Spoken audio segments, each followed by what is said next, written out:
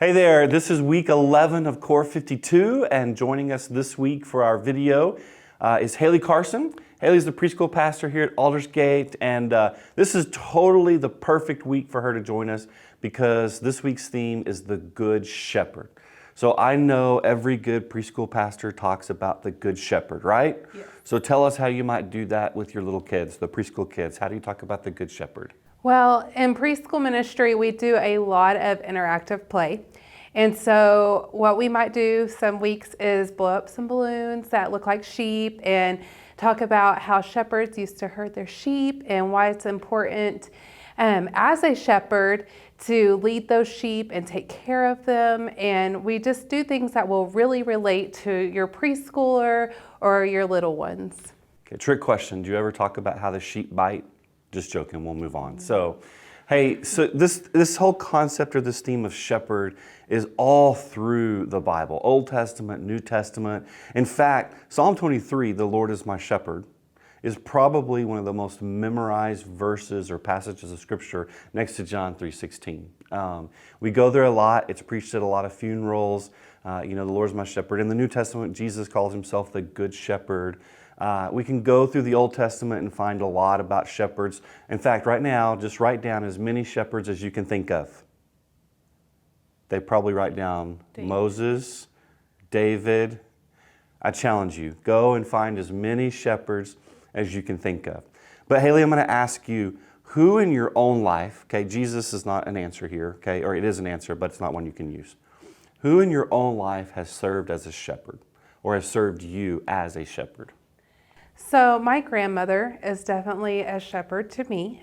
She has been the person I call about everything. She is a person who has a lot of biblical knowledge. So when I'm really struggling with something, I can call her and say, hey, I really need some help in this area. And she can kind of guide me in biblical wise and worldly wise as well. That's good. So what you're saying is she has leadership influence over you. Yes, absolutely. She protects you. Yes. She guides you. She influences you. Those are all characteristics of a shepherd. And Jesus calls himself the Good Shepherd. Of course, he's the best shepherd.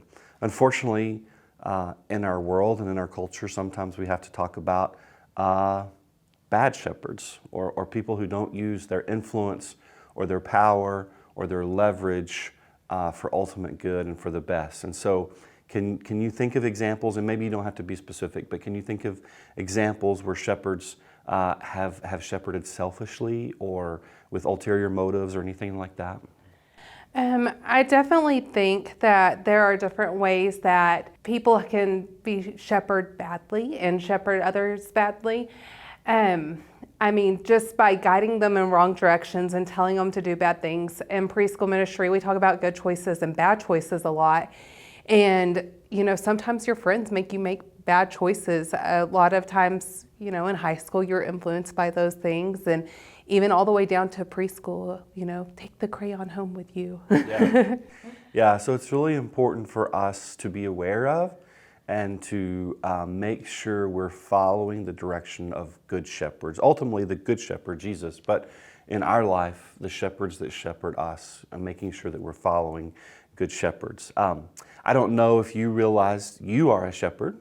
You talked about your grandmother, but you're a shepherd. You serve as a preschool pastor, but you don't have to be on church as a staff person to be a shepherd.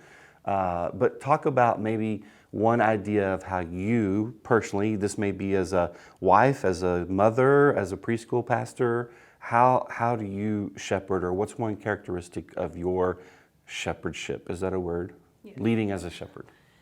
So as a parent, I think that it's very important for us to be shepherds for our children. Our children look to us for guidance and answers and, understanding of things in the world around us. So definitely being a mother has made me a better shepherd. I know that with my own kids that we read the Bible every night, and that's just one way that we could set a good example for them and guide them in biblical truths. So good. And the practical challenge in this week's reading, which is my favorite part of Core 52, is the last day when it asks us to do something very practically, is to identify two ways and different roles in your life. So as a parent, in your job or career, in a place of influence you have in the world around you. Name 2 ways that you could serve as a shepherd or even grow in that area as a shepherd. And so I would really challenge Haley, myself, and all of us to think about those things. Number 1, to recognize that we're a shepherd.